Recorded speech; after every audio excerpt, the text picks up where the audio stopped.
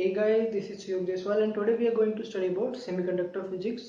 और semiconductor physics को सीखते हुए हम जब इस टॉपिक को देखते हैं तो इसमें हम सबसे पहले स्टार्ट करते हैं डिफरेंसेस बिटवीन मेटल्स, इंसुलेटर्स और semiconductors on the basis of band gap. But I think कि हमें पहले इसके थोड़ा कोर में जाके what is energy band, what is valence band and what is conduction band, ये सब हमें समझना होगा. तो let's just start with the basics, उसके बाद में मेन टॉपिक में जाएंगे.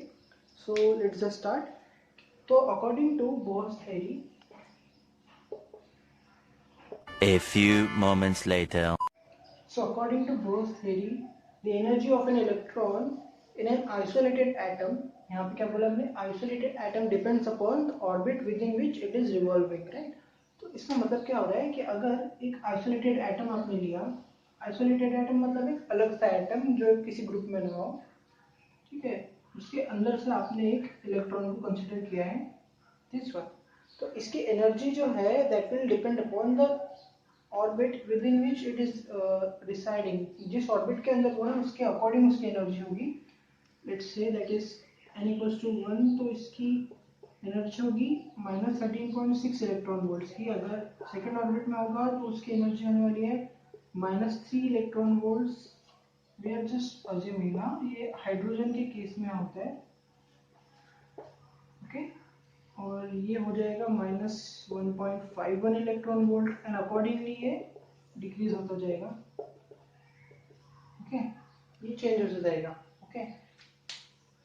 सो ये जो केस है हमें सिर्फ आइसोलेटेड एटम्स के केस में मिलने वाला है. But in actual life, in practical life, हमें आइसोलेटेड एटम्स कभी भी नहीं मिलते. हमें जो भी मेटल्स मिलेंगे, जो भी सेमीकंडक्टर्स मिलेंगे, we get that in the form of crystals या फिर सॉलिड फॉर्म में मिलेंगे, ठीक है, जिसके अंदर बहुत सारे एटम्स होने वाले हैं, लाइक लाखों करोड़ों इसके अंदर एटम्स होंगे. सो ये जो थ्योरी है जो बोर्स ने दी थी, जो नील्स बोर्स ने दी थी, वो यहाँ पे एप्लीकेबल नहीं होने वाली है. देयरफॉर कुछ अलग होगी इलेक्ट्रॉन की एनर्जी. अगर हम एक क्रिस्टल में एक इलेक्ट्रॉन की एनर्जी कंसीडर करें और एक आइसोलेटेड एटम में जो सेम मटेरियल का होगा, उसमें एनर्जी का डिफरेंस आने वाला है. तो वो कैसा आएगा वो अभी नेक्स्ट स्लाइड में हम देखते हैं. नाउ वी हैव सीन कि अकॉर्डिंग टू बोर्स थ्योरी एक आइसोलेटेड एटम में एक इलेक्ट्रॉन की एनर्जी किस चीज़ पर डिपेंड करेगी, वो डिपेंड करेगी उसके ऑर्बिट के ऊपर कि किस ऑर्बिट में वो लाई कर रहे हैं. But in the case of a crystal, या फिर जहाँ पर बहुत सारे एटम्स एक साथ हो,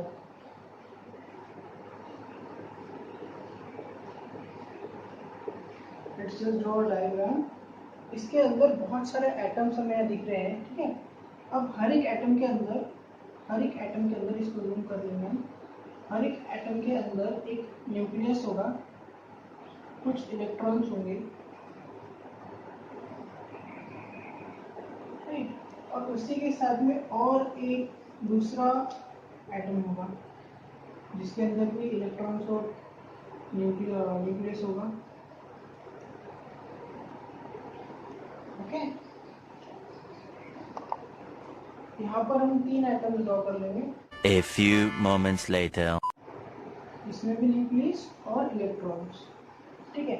अब ये जो इलेक्ट्रॉन है, लेट्स कंसीडर दिस इलेक्ट्रॉन. ये एक क्रिस्टल में के 3 एटम्स हमने कंसीडर किए. ये जो इलेक्ट्रॉन है, ये और ये electron, this one and this one, this one and this one, this one and this one, हर एक इलेक्ट्रॉन इसके ऊपर कुछ ना कुछ इफेक्ट डाल रहे हैं. ऑल्सो ये जो न्यूक्लियस है इस एटम का, और ये जो न्यूक्लियस है इस एटम का, इसकी वजह से भी इसके ऊपर कुछ फोर्स अप्लाई हो रही होगी, कुछ चेंजेस इसके ऊपर आ रहे होंगे. तो इसकी एनर्जी में कुछ वेरिएशन होगा. इसकी एनर्जी आइदर इंक्रीज होगी या फिर इसकी एनर्जी आइदर डिक्रीज होगी. डिपेंड्स कि इसके आसपास में कितने एटम्स है और वो कितना फोर्स उसके ऊपर अप्लाई कर रहे हैं. सो एक आइसोलेटेड एटम के केस में क्या होता है, उसे कोई भी डिस्टर्बेंस नहीं होती है. उसकी जो इलेक्ट्रॉन्स हो गए, इसके इलेक्ट्रॉन्स के ऊपर कोई भी इंटरवेंशन नहीं आ रही है, कोई भी इफेक्ट नहीं पड़ रहा है किसी और नेबरिंग एटम की वजह से, क्योंकि उसके आसपास कोई दूसरा एटम है ही नहीं. बट इन दिस केस इसके आसपास में और भी एटम्स होंगे जिसके इलेक्ट्रॉन्स और न्यूक्लियस से इंटरैक्ट करेगा. तो जैसे कि अभी हमने देखा कि जो इलेक्ट्रॉन है उसका इंटरेक्शन किसके साथ हो रहा है, इलेक्ट्रॉन्स ऑफ नेबरिंग एटम्स और nucleus of neighbouring atom, right. तो इन दो के साथ वो इंटरेक्ट कर रहा है, दैट्स व्हाई उसकी एनर्जी में कुछ चेंजेस आएंगे, उसकी एनर्जी आइदर इंक्रीज होगी या डिक्रीज होगी। Now let's see the structure of a crystal. अब एक क्रिस्टल में क्या होता है, बहुत सारे एटम्स एक के साइड में, एक ऊपर नीचे दाएं बाएं हर जगह कोई एटम्स हो सकते हैं एक कंसिडर्ड एटम के आसपास में, ओके। तो उस एटम के ऊपर में हर एक साइड से कुछ नंबर ऑफ एटम्स होते हैं।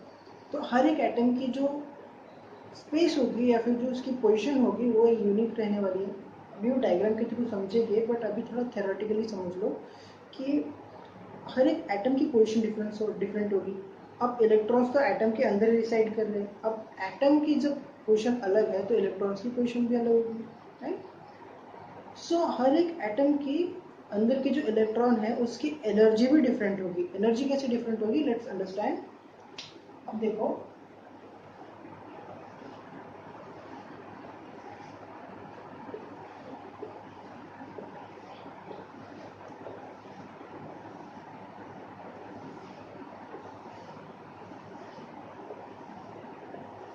let's say these are all the atoms in a crystal, या फिर हमने कुछ पार्ट कंसिडर किया है। अब अगर हम इस एटम की बात करें, ओके, तो इसके अंदर एक न्यूक्लियस है, इसके आसपास के सभी इसमें भी न्यूक्लियस होगा।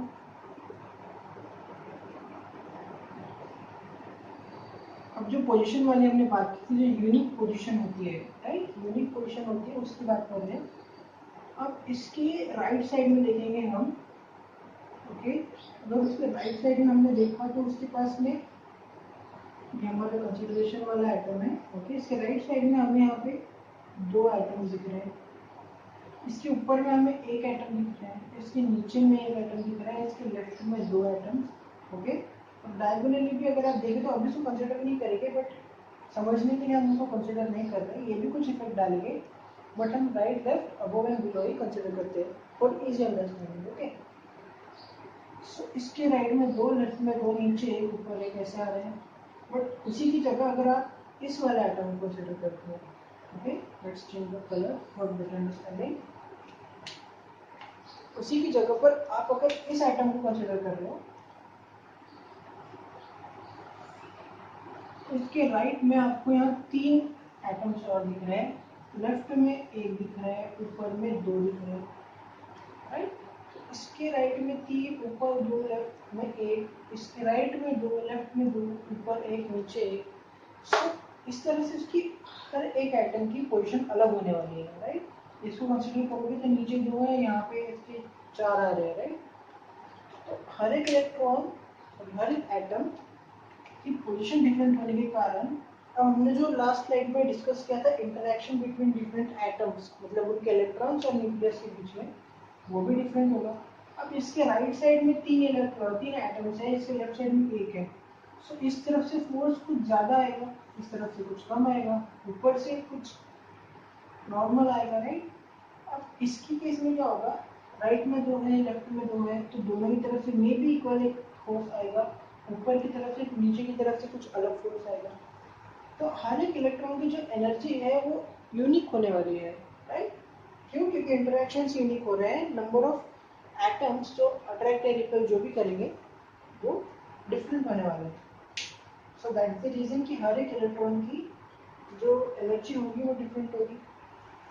फॉर एग्जाम्पल लेट्स से अगर आपके पास में सोडियम, आप सोडियम का एग्जाम्पल ले रहे हो,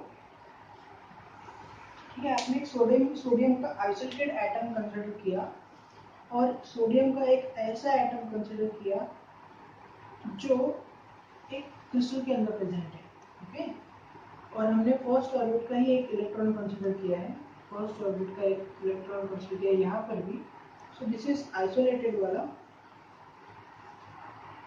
और ये है क्रिस्टल फॉर्म वाला, ओके। उसमें से आपको क्या लगेगा पहली बार देखने से कि दोनों की जो पोजीशन है वो तो सेम है, राइट। इलेक्ट्रॉन की पोजीशन फर्स्ट ऑर्बिट में आ रही है, सो उनकी एनर्जी भी सेम होगी, राइट, क्योंकि आइसोलेटेड एटम के थ्योरी जब उसने दी थी नील्स बोर ने, उसने क्या कहा था, अकॉर्डिंग टू ऑर्बिट उसकी एनर्जी मैटर करेगी, राइट। तो if the energy is same, if the orbit is same then the energy will also be same. But यहाँ पर क्या हो रहा है, it is in the crystal form, इसके आसपास में भी और एटम्स आने वाले हैं, उसके वजह से उसको कुछ इंटरेक्शन आएगा, दैट्स वाई इसकी जो एनर्जी है that will be different from this one, it may be either greater और smaller. Now we know what is the difference between an isolated atom and a crystal, okay? Crystal के अंदर का atom का ये difference है वो हमने समझा। Now let's understand how the energy bands are formed, ठीक है। एनर्जी बैंड का फॉर्मेशन कहाँ से आता है, फिर उसके अंदर conduction band and valence band ये कैसे फॉर्म हो रहा है।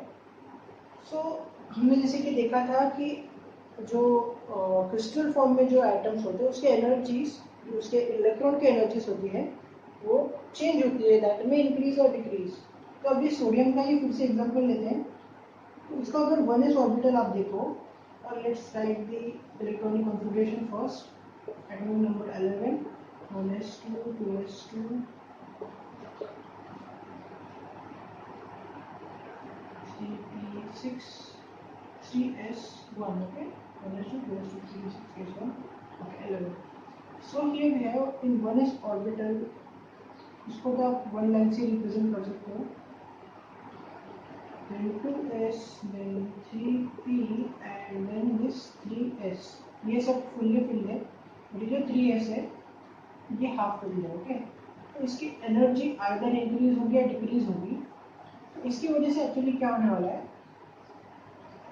कुछ एनर्जी लाइंस फॉर्म होंगे, कुछ एनर्जी लेवल्स फॉर्म होंगे जो इतने क्लोज होंगे कि वो एक बैंड फॉर्म करने की तरह से हमें दिखेगा। ऐसा अपेरेंटली ऐसा लगेगा कि एक एनर्जी बैंड वहाँ पे फॉर्म हो गया है इन एनर्जी लेवल्स की वजह से। और यहाँ कितने एनर्जी लेवल्स होंगे, 10⁻23 एनर्जी लेवल्स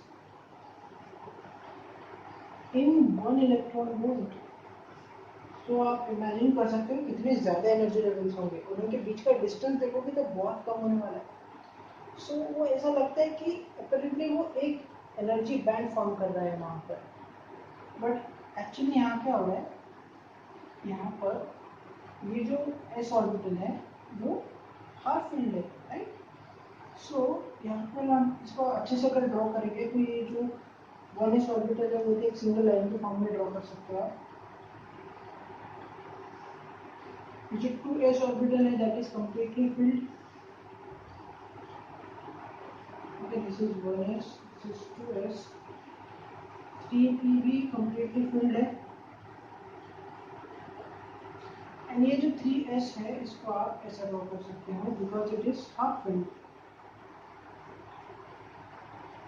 ओके। अब यहाँ पे आपको एक पार्टीशन दिख रहा है, हाफ फिल्ड और एक एम्प्टी ऑर्बिटल का। ये जो होता है this is known as valence band, okay, and this is known as conduction band. जो एम्प्टी है इसको बोलेंगे कंडक्शन बैंड, बट जरूरी नहीं कि कंडक्शन बैंड हमेशा एम्प्टी ही रहने वाला है, okay. This is valence band, this is conduction band. अब ये एक मेटल था इसलिए इसके बीच में कोई स्पेस नहीं है, वैलेंस बैंड और कंडक्शन बैंड के बीच में कोई स्पेस आपको दिखाई नहीं दे रहा होगा।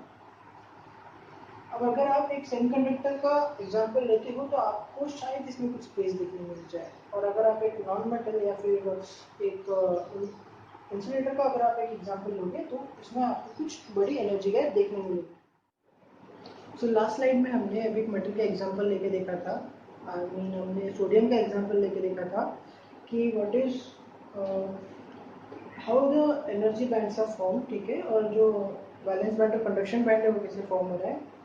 अभी हम एक सेमीकंडक्टर का एग्जांपल लेंगे, दैट इज सिलिकॉन्स का atomic number is 14, 1s2, 2s2, 2p6, 3s2 and 3p that is 10, 12 and 2, okay। अब इनमें से जो 1 और 2 वाले हैं ये होंगे inner orbitals, these are inner orbitals, और ये हो गए आउटर ऑर्बिटल्स, ठीक है।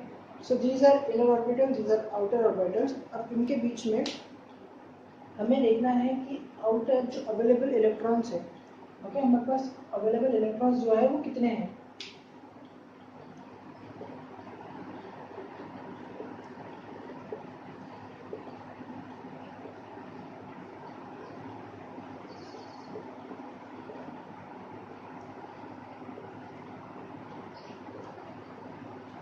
तो ये जो इनर ऑर्बिटल्स है ये कंप्लीटली फील्ड है,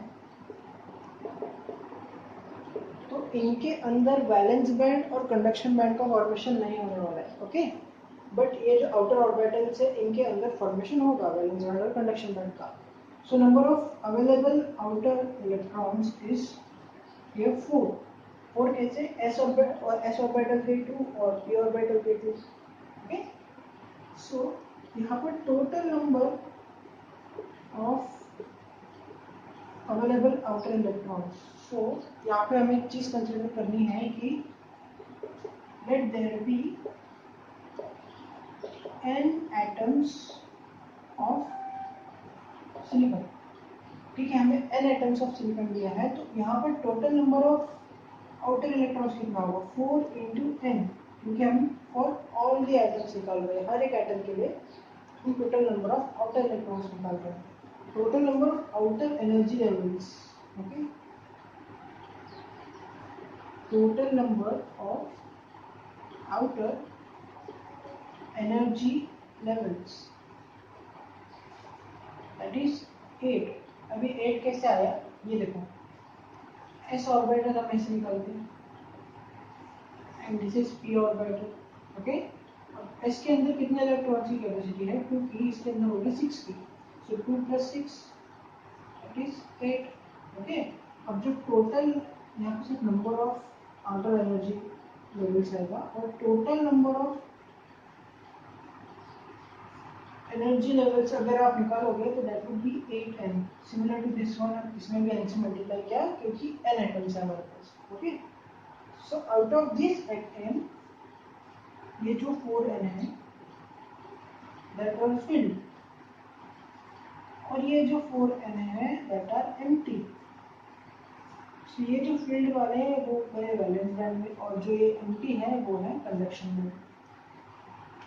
बट ये जो कंडक्शन बैंड है ये हमेशा खाली नहीं रहने वाला है, इसका रीजन हम सामने देखेंगे, okay. But the conduction band is not always necessarily empty. तो this was it, 4n are valence band, 4n are conduction band.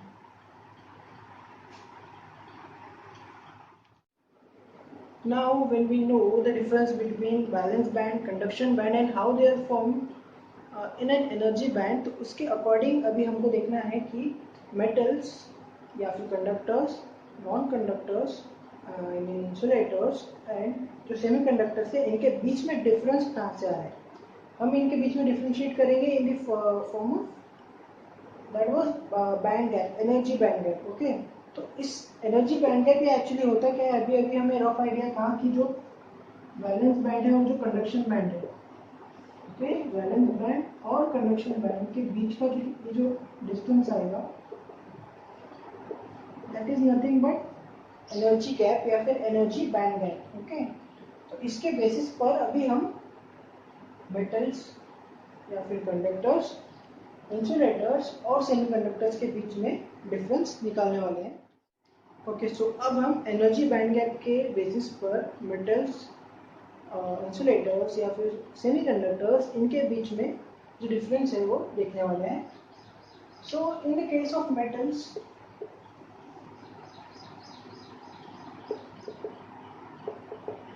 Valence band और कंडक्शन बैंड दोनों के बीच में कोई स्पेस नहीं होता, no energy band gap is there. अब सेमीकंडक्टर्स में